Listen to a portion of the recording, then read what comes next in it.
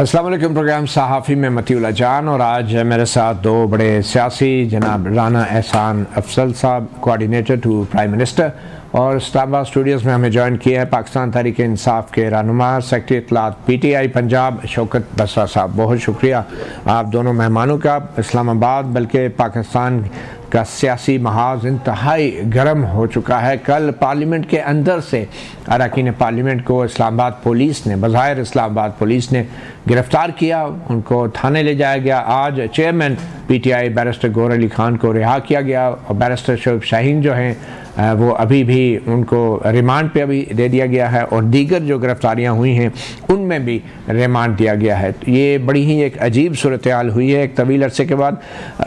मैं राना एहसान अफजल साहब, मैं आपसे ही आगाज़ करूँगा। गो कि आप ख़ुद पार्लियामेंट के मुंतखब नुमाइंदा तो नहीं, मगर यकीनन पार्लियामेंट के तकद्दुस के हवाले से कल जो वाक़या हुआ है इस पर आपकी जमात का क्या मौक़िफ़ है? आप तो हुकूमत में हैं, पार्लियामेंट की अक्सरियत है और आपके लीडर जो हैं वो कायदे ईवान भी हैं, तो ईवान की हुर्मत और तकद्दुस की जो कल पामाली हुई है इस पर आप क्या कहेंगे?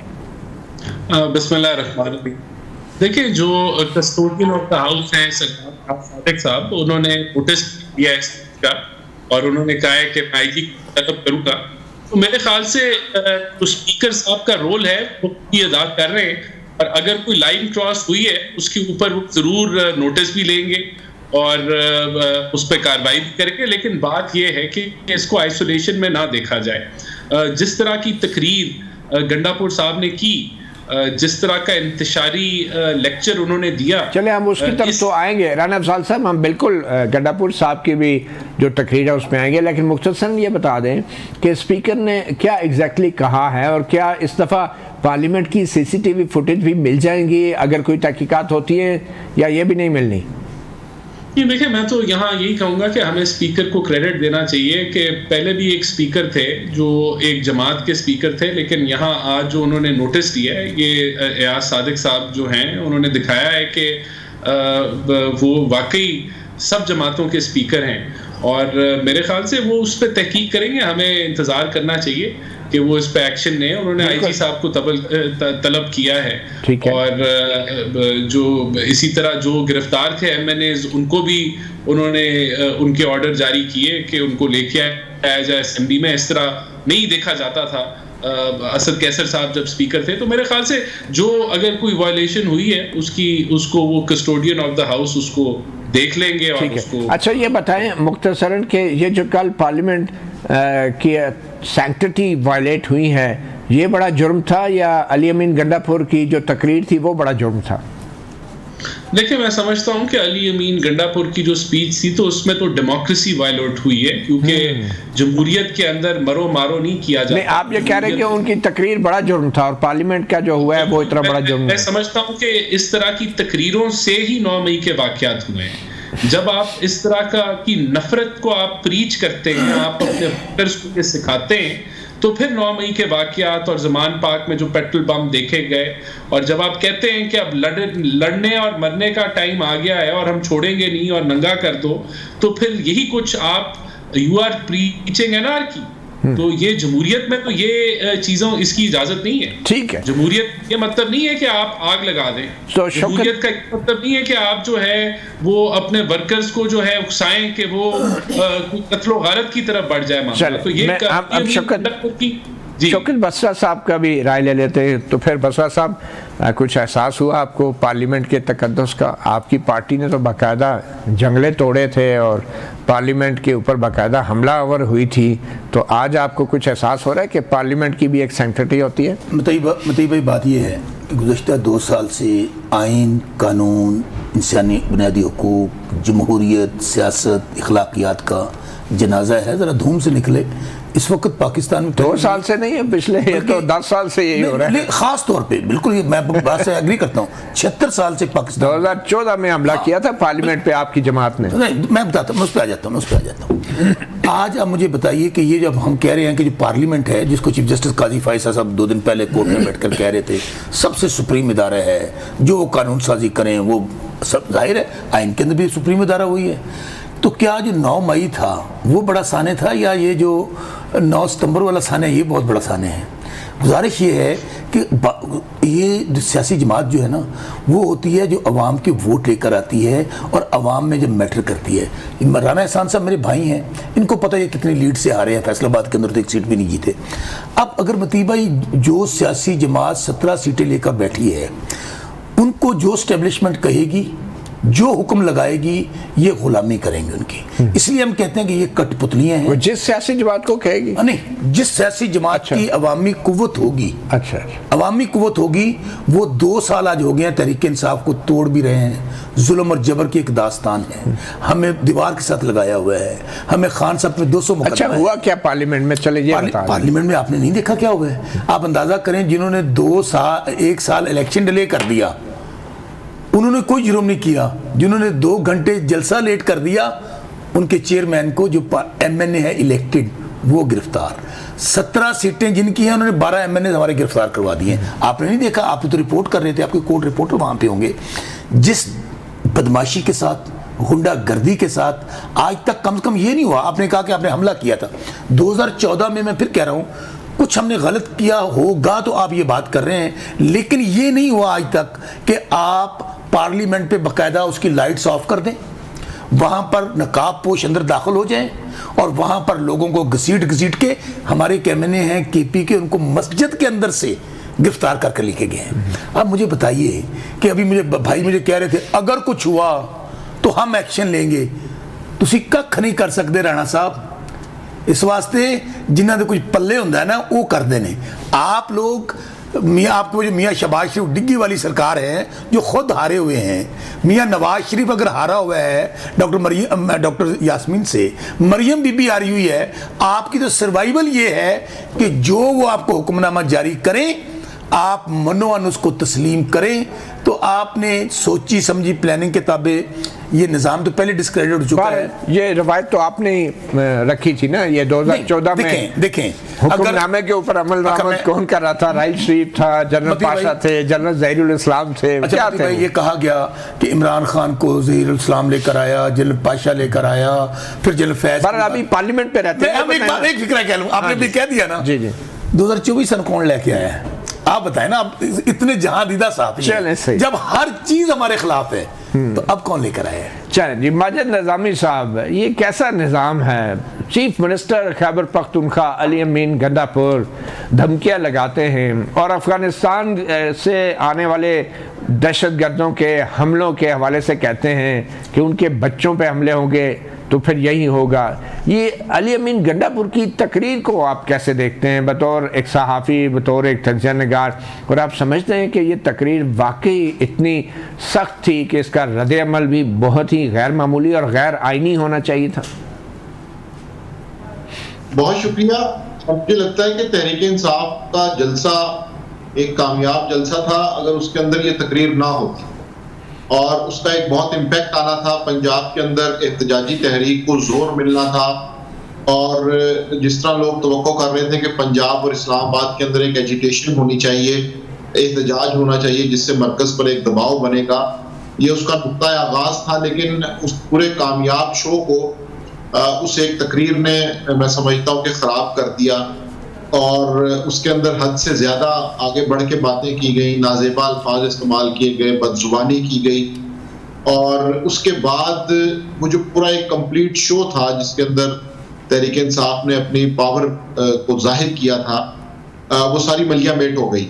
और अब ये अली अमीन गंडापुर तहरीक इंसाफ के नादान दोस्त हैं या जज्बाती कारकुन हैं, ये तो वक्त फैसला करेगा, लेकिन उनकी तकरीर के इम्पैक्ट ने उस सारे माहौल को खराब कर दिया। और ये हमें अंदाजा है कि उनकी इसी शोला बयानी की वजह से उन्हें तहरीक इंसाफ के हलकों में पसंद भी किया जाता है। इमरान खान ने आज उनकी सारी बातों को वैलिडेट भी किया, जिससे ये पता चलता है कि पार्टी इस वक्त एग्रेसिव स्टांस पे है और उन्होंने अखलाकियात की या जो हुदूद हैं, जो मुरव्वजा रवायात हैं, उनको भी किसी हद तक पसे पुश डाल दिया है। तो इसलिए इस सारे माहौल में इस तकरीर के बाद ऐसा नहीं लगता कि अगले 1-2 महीने में कन्फ्रंटेशन की सियासत में वो कमी आएगी।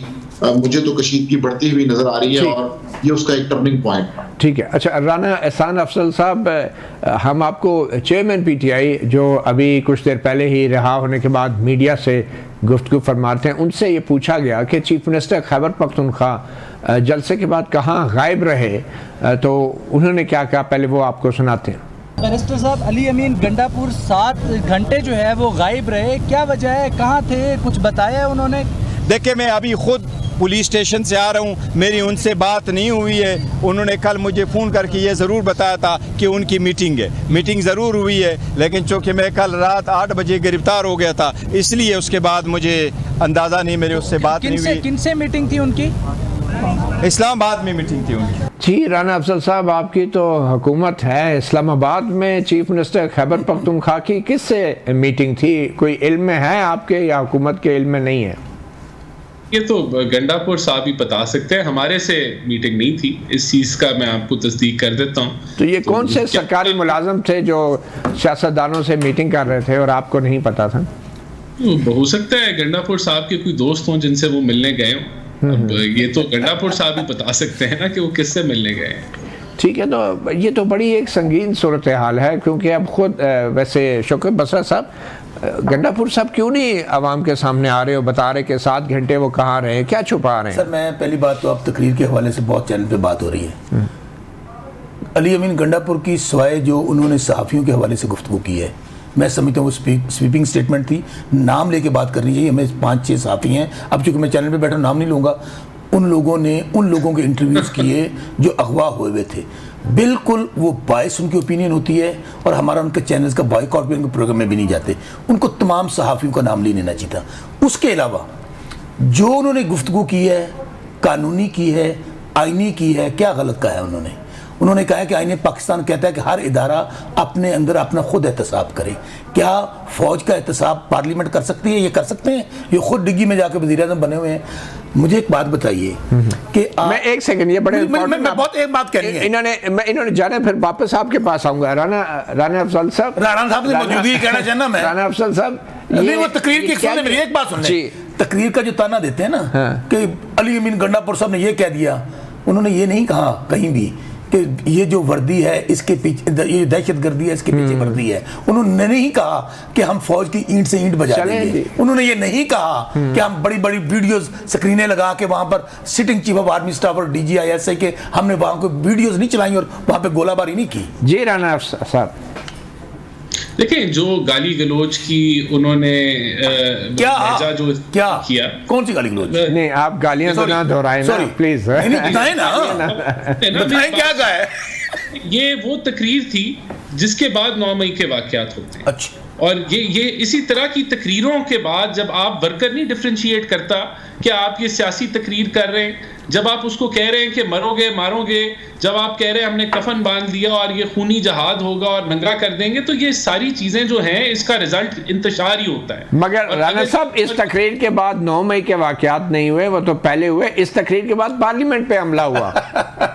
नहीं, पार्लियामेंट पे देखें, पुलिस ने गिरफ्तारियां की, हमला कोई नहीं हुआ। पार्लियामेंटेरियंस जो हैं वो कुछ गिरफ्तार, अगर उन्होंने कोई वायलेट किया है तो वो कस्टोडियन ऑफ द हाउस जो है वो उसको देख लेगा। लेकिन बात ये है कि यही कुछ जब खान नहीं तो पाकिस्तान नहीं आप सिखाएंगे, और जब आप सिखाएंगे कि रेड लाइन खान है, और जो तकरीर, और ये मुझे तो ये मैंने सुना है कि एंडोर्स कर दिया खान साहब ने कि अली अमीन गंडापुर की तकरीर से कोई पीछे नहीं हटेगा, और यही इनका ऑफिशियल स्टांस है। बिल्कुल यही स्टांस है हमारा, पीछे एक लफ्ज के लिए पीछे हटने के लिए तैयार नहीं है। जो उन्होंने कहा है, आईनी कहा है और within the constitution of Pakistan का है।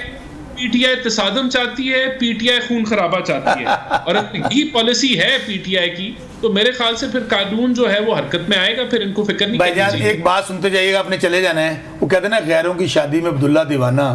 अभी मतीउल अब्बास ने आपसे बात की थी कि मुलाकात किसके साथ हुई है अली अमीन गंडापुर साहब की। आपने कहा हमें क्या पता है, आपको ये भी नहीं पता कि वो जेल किसने खुलवाई थी, आपको ये भी नहीं पता कि आपको 17 सीटों को आपको सीटें 47 किसने लेके।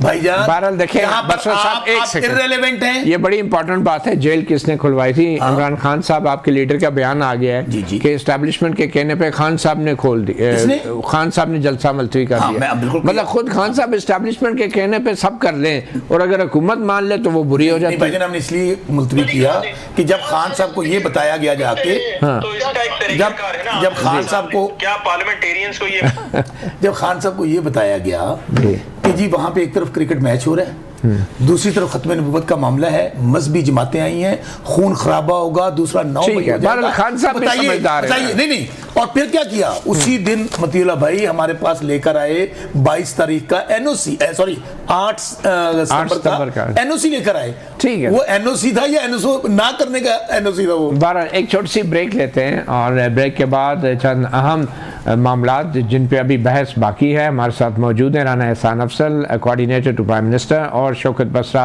रहनुमा तहरीक इंसाफ।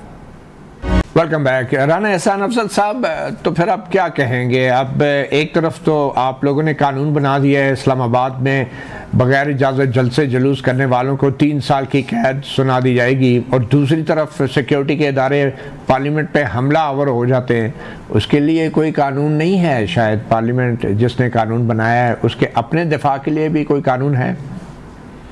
नहीं, अपने दफा के लिए कस्टोडियन ऑफ द हाउस हैं जिन्होंने आईजी इस्लामाबाद को तलब कर लिया है, वो इस पर इंक्वायरी करेंगे और हमें तसल्ली होनी चाहिए कि वो इसके ऊपर बिल्कुल उसके तकद्दस को जो है वो प्रोटेक्ट करेंगे। और सब चाहते हैं, देखें बात ये है कि अगर जमहूरियत को के ऊपर ही हमला आवर एक जमात हो जाएगी, जो जमहूरी रवायात हैं उसके ऊपर ही हमला आवर हो जाएगी, जो एक बातचीत का सिलसिला होता है हुकूमत ऑपोजिशन का, आप इख्तलाफ होता है, पॉलिसी का इख्तलाफ होता है, लेकिन इसको अगर आप दुश्मनी में बदल दें, इसको आप जिहाद में बदल दें, इसको आप मारो मरने पे बदल दें, इसको आप जो है वो कहें कि कादियानियों के गुलाम और पता नहीं मजहबी कार्ड के अंदर बदल दें, सूबाई कार्ड में बदल दें, तो ये तो इंतशार फैलाने के से अलावा कुछ भी नहीं है। तो इस चीज की इजाजत तो नहीं दी जाएगी, बिल्कुल भी नहीं दी जाएगी। अगर अपने इस मुल्क के अंदर तबाही लेके आनी है तो तबाही की इजाजत तो हुकूमत नहीं दे सकती। हमें साकिब बशीर ने भी ज्वाइन किया है, हमारे सीनियर कोर्ट रिपोर्टर जर्नलिस्ट हैं।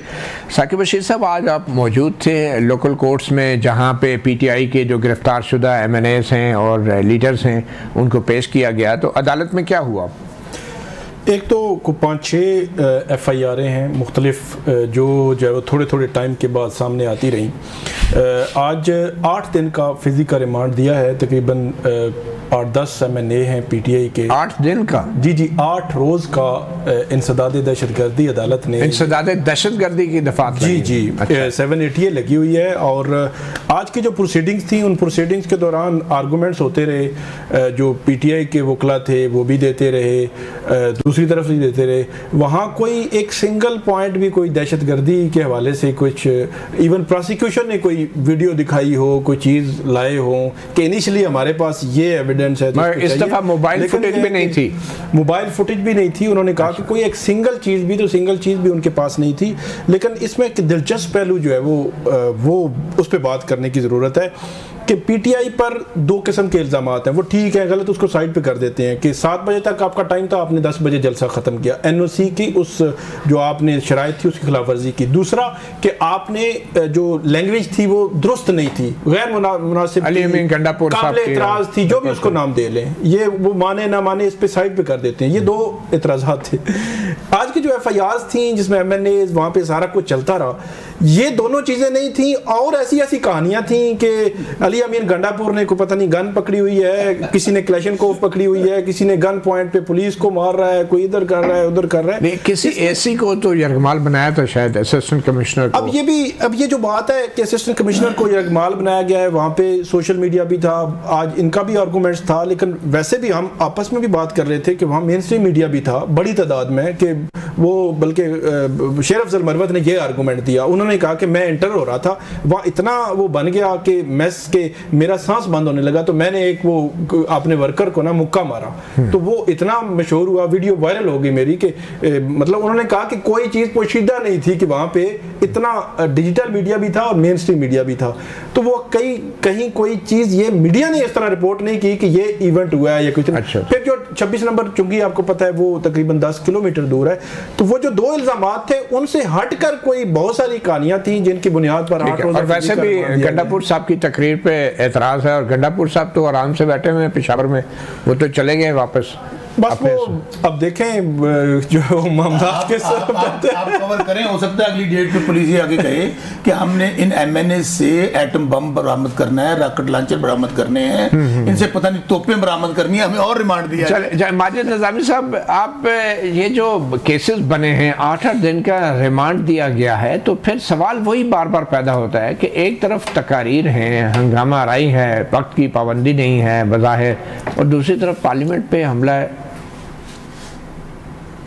जी बिल्कुल, उसकी वजह यह है कि ये एक माइंडसेट मौजूद है कि जिसकी मुताबिक पार्लियामेंट सुप्रीम नहीं है, पार्लियामेंट बाकी इदारों की तरह एक इदारा है और वो वक्त के साथ साथ कमजोर होता जा रहा है। ये उस माइंडसेट की निशानी है कि जिसकी वजह से कल जब नकाबपोश सरकारी एहलकार उस इमारत में दाखिल हुए तो उन्हें किसी किस्म का खौफ नहीं था। कौमी असम्बली की सिक्योरिटी इस काबिल नहीं थी कि वो उनको पूछ के रोक के कोई सवाल जवाब कर सकती कि आप क्या करने आ रहे हैं यहाँ पर। सो ये उस माइंडसेट की निशानी है कि जिसमें हमने ये देखा है कि पार्लियामेंट को उस तरह से काबिल इज्जत या सुप्रीम नहीं समझा जाता। ठीक। और उसके बाद जो FIR का सिलसिला शुरू हुआ है, होना तो ये चाहिए था कि FIR ये होती कि पार्लियामेंट की इमारत के अंदर कौन किसकी इजाजत से गया है और क्या किसने किस इख्तियारात से तजावुज किया है। उसका तो स्पीकर साहब देख रहे हैं ना, वो स्पीकर साहब देखेंगे, IG को बुला लिया है, FIR की तो जरूरत ही नहीं है शायद।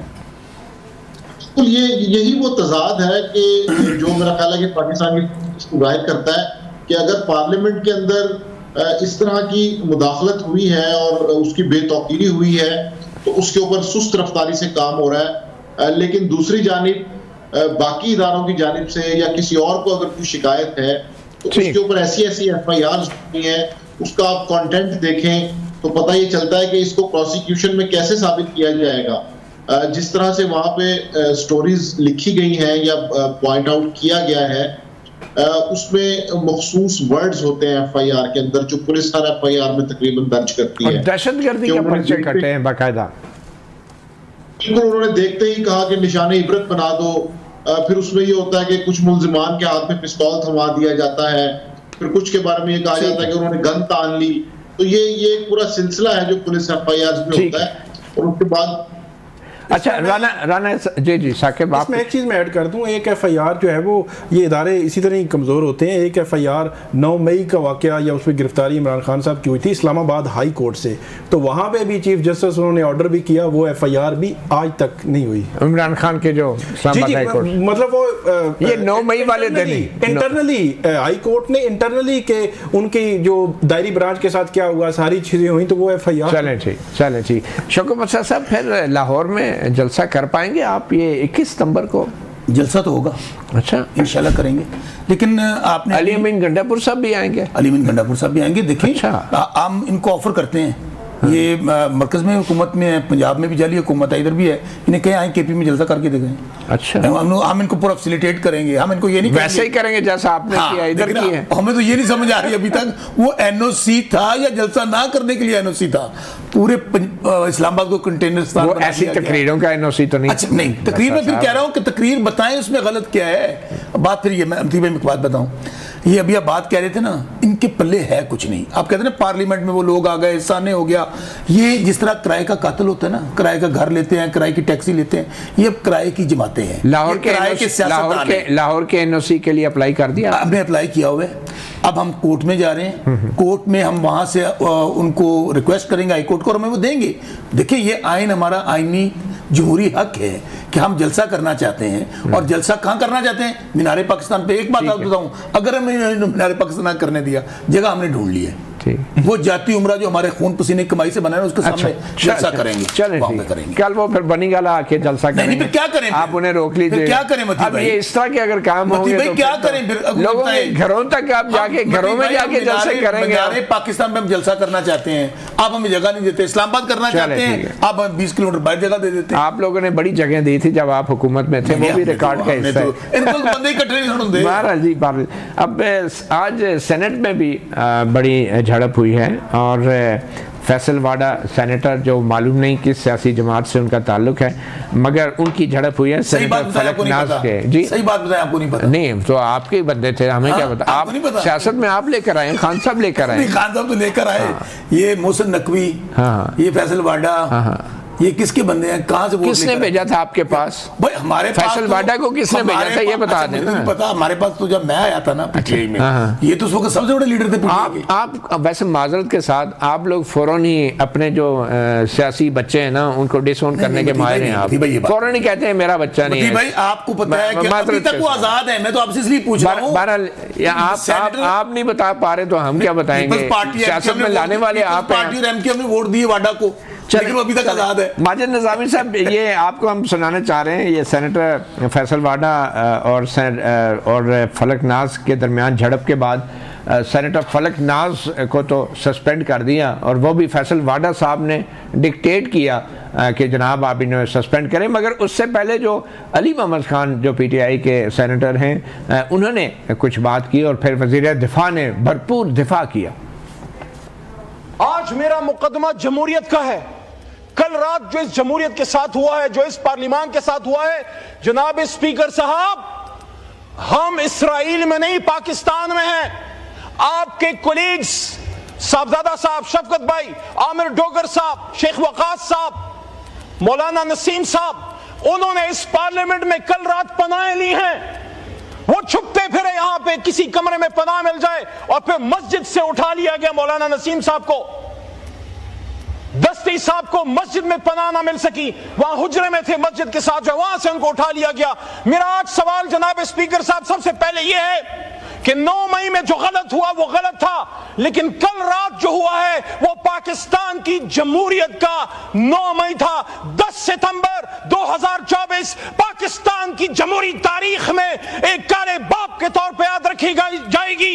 वो तारीख जो भरी पड़ी है कुर्बानियों से, जिसमें लियाकत अली खान का जश्न खाके भी है, जिसमें भुट्टो साहब की फांसी पर लटकती हुई लाश भी है, जिसमें बेनजीर भुट्टो शहीद का हवा में बिखरता हुआ खून से लबरेज जिस्म भी है, जिसमें इमरान खान के बदन पे 4 गोलियां भी है। लेकिन अफसोस है कल रात हिंदुस्तान से नहीं, इसराइल से नहीं, अमेरिका से नहीं, मेरे अपने वतन के इदारों के कुछ लोग, कौन थे वो लोग? वो नकाब पोश कौन थे जो पाकिस्तान के अवाम में घुस गए और यहां से हमारे लोगों को उठा के ले गए। और फिर वजीर दिफा ने भरपूर दिफा किया, किसका मालूम नहीं। जब आप कहें कि खान नहीं तो पाकिस्तान नहीं, तो उसका क्या रिएक्शन आएगा? कि आप पाकिस्तान का वजूद जो है एक शख्स के वजूद के साथ नथी कर दें। ये अल्फाज जो हैं, ये इस किस्म का रिएक्शन जो कल रात को आया है उसको जस्टिफाई कर देते हैं। या ये कहा जाए कि मैं पश्तूनों का लश्कर लेके पंजाब पे हमला आवर होऊंगा, तो इस किस्म के अल्फाज कल रात का रिएक्शन जो है उसकी जस्टिफिकेशन दे देते हैं। मैं नहीं कहता कि वो कल रात का जो है रिएक्शन था वो आइसोलेशन में कोई जस्टिफाइड था। No, it was a reaction of what happened day before yesterday. Pakistan के वजूद को जो है परसों चैलेंज किया गया। पाकिस्तान की सालमियत के, पाकिस्तान की यूनिटी, पाकिस्तान की जो आईनी जो भी हसीयत है, एक फेडरेशन है, उसको चैलेंज किया गया। चैलेंज किया गया पाकिस्तान की यूनिटी को, फेडरेशन को। तो किसी तरह से जो कल जो कुछ भी हुआ उसकी कुछ ना कुछ जस्टिफिकेशन या जवाब मौजूद है। ये थे हमारे मुल्क के वज़ीर दफ़ा जनाब ख्वाजा आसिफ। माजिद निज़ामी साहब, क्या लग रहा है ये वज़ीर दफ़ा ये तो बता रहे हैं कि ये सब कुछ तकरीरों के बायस हुआ, PTI की लीडरशिप और ख़ास तौर पे अली अमीन गंडापुर की तकरीरों की वजह से, मगर ये नहीं बता रहे कि ये रिएक्शन था किसका और फिर बेचारी पार्लियामेंट का क्या कसूर है। जी बिल्कुल, अलमिया यही है कि अपोजिशन में सियासी रहनुमाओं की जुबानों बयान और होती है, हुकूमत में आकर उनके असूल व ज़वाबित बदल जाते हैं। तहरीक इंसाफ के दौर में हमने देखा कि पार्लियामेंट लॉजी से जमीयत उलमाए इस्लाम के मौलाना जमालुद्दीन को घसीटते हुए लेके गए, और अभी वही तहरीक इंसाफ इस वक्त मजलूम है, लेकिन नुकसान पार्लियामेंट का हो रहा है। पार्लियामेंट की सुप्रीमेसी खराब है, उसके अंदर उसकी बेतौकीरी में इजाफा हो रहा है जिसकी किसी फिक्र नहीं है। ख्वाजा आसिफ ने ये जो अगर मगर के साथ जितने भी दलाइल देने की कोशिश की, मेरा ख्याल है कि ये एक सियासी पस्ती के तौर पे इसे याद रखा जाएगा कि वो पार्लियामान जिसके अंदर आप मौजूद हैं, वो पार्लियामान जिसकी वजह से आप हुकूमत में आए हैं और हुकूमत कर रहे हैं, उसी पार्लियामान की हिफाजत के लिए आप इतना नहीं कह सकते कि जो हुआ है ये गलत हुआ है और इसमें अगर मगर लगा के इसे जस्टिफाई करने की कोशिश की जा रही है। तो मैं समझता हूँ कि कल को फिर वो दिन भी आ जाएगा कि जिस दिन ऐवान के अंदर से नकाबपोश अफराद MNAs को उठा के ले जाएंगे, तो उस दिन भी मेरा ख्याल है कोई ना कोई जमात जो हुकूमत में होगी वो भी अगर और मगर लगा के उसकी अफादियत बयान कर रही होगी, उसको जस्टिफाई कर रही होगी। बिल्कुल सही है। माजिद निज़ामी साहब, अगर ये कोई महज़्ज़ब मुल्क होता हमारा प्यारा पाकिस्तान, तो इस वाक़े के बाद कौन कौन से लोगों को अपने ओहदों से इस्तीफ़ा दे देना चाहिए था एहतजाजन? जी मुझे तो लगता है कि अगर ये महज़्ज़ब या तरक्की याफ्ता मुल्क होता तो ये वाक़या पेश ही ना आता, क्योंकि ये वाक़या उस माइंड सेट की निशानदेही करता है जिसमें पार्लियामेंट को कुछ नहीं समझा जाता, उसकी हैसियत को बेतौकीर समझा जाता है, और ये वाक़या पेश आने की नौबत ही ना आती, क्योंकि जिस तरह से ये कार्रवाई प्लान की गई है और जिस तरह से कौमी असम्बली का स्टाफ बेबस था और वो सरकारी इदारों के एहलकारों के रहमो करम पे था, तो उससे ये साफ जाहिर है कि मेरा ख्याल है कि अगर ये कोई तरक्की याफ्ता मुल्क होता तो ऐसा ना हम ये कह सकते हैं कि स्पीकर कौमी असम्बली और जो कौमी असम्बली की जो सिक्योरिटी है, जो सार्जेंट एट आर्म्स है, जिनको बड़ी अच्छी वर्दियां पहनाई जाती हैं, तनख्वाहें दी जाती हैं और छाती पे एजाज़ात भी लगाए जाते हैं, ये तमाम लोग नाकाम हुए पार्लियामेंट का दिफा करने में। 100% नाकाम हुए। ये सारा मामला सारी रात चलता रहा और असूलन तो स्पीकर को, डिप्टी स्पीकर को मौके पर मौजूद होना चाहिए था। वो जहां पे भी थे अपनी मसरूफियात को तर्क करके वहां पे पहुंचते।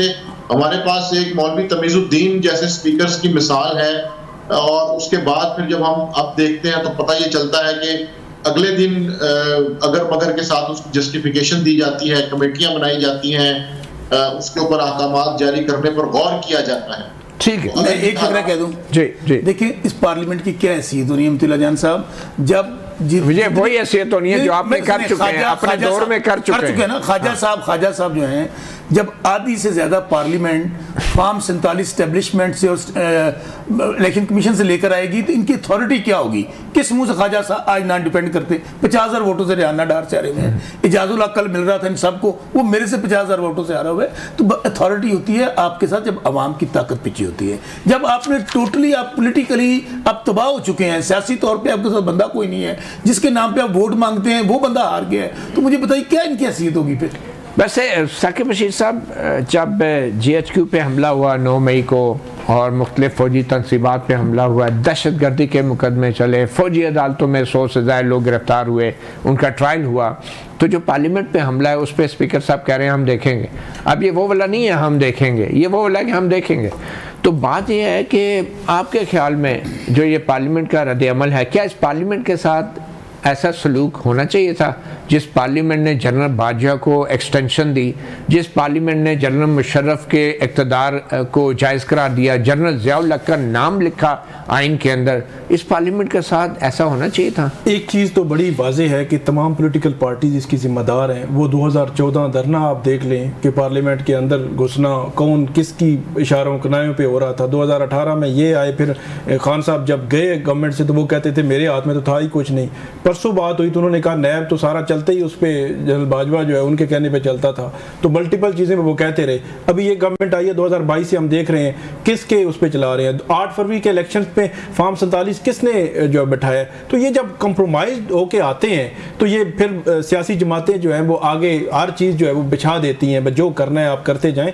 तो मेरा ये ख्याल है कि ये कहना कि फ़लाँ पॉलिटिकल पार्टी ज़्यादा जिम्मेदार है और फ़लाँ सारों ने अपना अपना हिस्सा डाला है कि आज नौबत यहाँ पे आई है कि पार्लियामेंट के अंदर से MNAs को उठाया गया है। और फिर अगली बात देखें कि IG को बुला लिया स्पीकर ने, IG को बुला के क्या कहा है, IG के जो पुलिस अफसरान तो नीचे कह रहे हैं कि हमें 17 दिन का रिमांड चाहिए MNAs का, और जज ने फिर 8 दिन का दिया है। या तो आज कह देते ना हमें रिमांड नहीं चाहिए, इनको जुडिशियल कर दो। तो वो जो जज जिसने रिमांड दिया उसने नहीं पूछा कि पार्लियामेंट के अंदर से कैसे गिरफ्तार? बड़ा ही अनफॉर्चुनेट है। 780 के मुकदमे बेजा होते हैं और दर्जनों के हिसाब से होते हैं और जजेस इस तरह ही रिमांड देते हैं। बहरहाल जी, वैसे तो इस्लामाबाद हाईकोर्ट के अंदर से भी जो इमरान खान की गिरफ्तारी हुई थी उसके ऊपर भी जो FIR कटी थी साकिब रशीद साहब के बकौल, अभी तक उसका भी कटी नहीं है, कटी नहीं है, ऑर्डर भी हुआ था। जी ऑर्डर हुआ था, FIR कटी नहीं है। माशाल्लाह।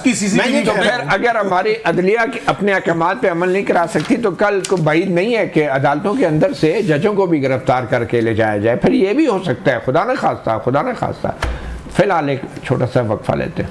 Welcome back. तो माजिद निज़ामी साहब, जिस पार्लियामेंट के अंदर घुस के गिरफ्तारियाँ की गई वो पार्लियामेंट अब आइन में तरमीम करने जा रही है और उस तरमीम के बाद बहुत कुछ कहा जा रहा है। शायद जजों की मुद्दत ओहदा में तोसी भी कर दी जाए और बहुत सारी चीज़ें लाई जा रही हैं। तो ये 2/3 अक्सरियत किस हद तक मुमकिन है हुक्मरान इत्तेहाद के लिए? जी, इस वक्त की जो नंबर्स हैं या कौमी असम्बली के स्कोर कार्ड पे अगर हम नजर डालते हैं तो उसके अंदर मुख्तलिफ जमातों के जो MNAs हैं हुकूमती इत्तेहाद में तो उनका नंबर साइजेबल है, लेकिन जमीयत उलमा इस्लाम, फजलुर रहमान ग्रुप और उसके साथ कुछ आज़ाद अरकान की अगर हमायत हासिल हो तो ये तरामीम की जा सकती हैं।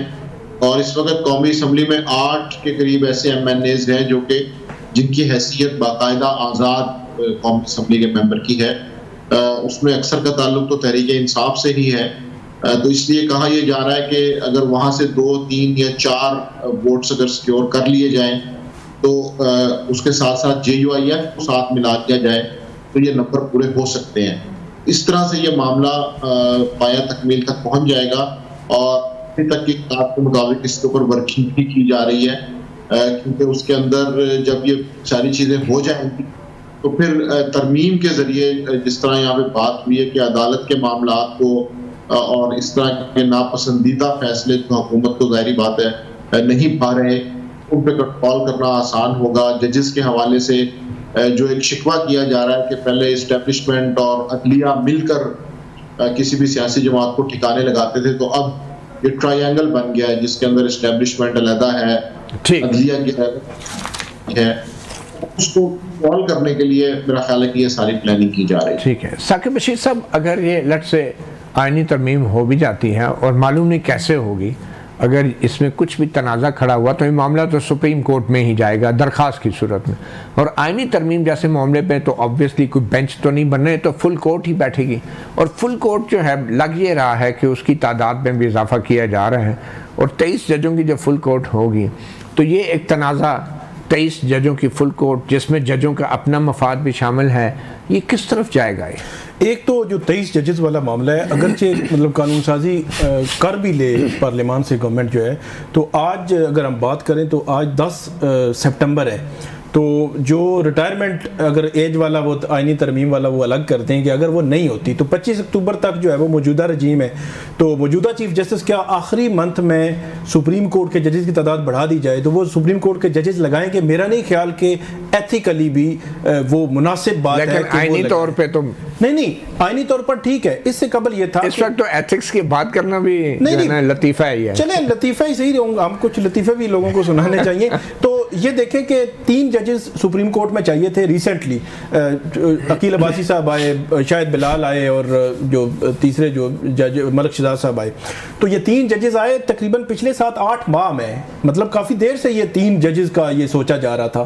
तो इट मीन के एक प्रोसेस है, पूरा सोच विचार करके, ऐसा नहीं है कि मतलब अगर आईनी ये हो भी जाता है मामला, ये तो सारा एक हफ्ते या ये तो आप देखें, ये तो आप प्रैक्टिस, रवायात, ट्रेडिशन, एथिक्स की बात कर रहे हैं ना। इस वक्त जो है ना कट थ्रोट बिजनेस है। अच्छा। इस वक्त जो है ना ये वो क्या कहते हैं जान की बाजी लोग लगा रहे हैं, हुकूमत भी और कुछ अदलिया के लोग भी। तो ये अब 13 को जो जुडिशल कमीशन का इजलास है, इससे बहुत पहले ख़त लिख के हाई कोर्टों से नाम भी मांग लिए गए हैं वैकेंसीज पूरी करने के लिए हाई कोर्टों में।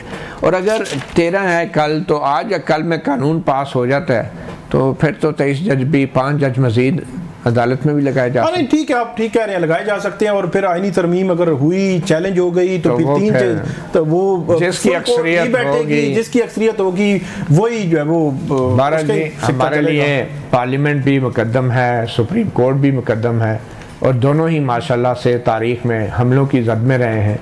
और वो हमला करने वाले कोई बाहर के नहीं थे, अपने ही थे, और वो आज एक दूसरे पे, इन अदारों पे हमला करने के इल्ज़ामात भी लगा रहे हैं। सहाफ़ी प्रोग्राम से इतना ही, इजाज़त दीजिए, अल्लाह हाफिज़।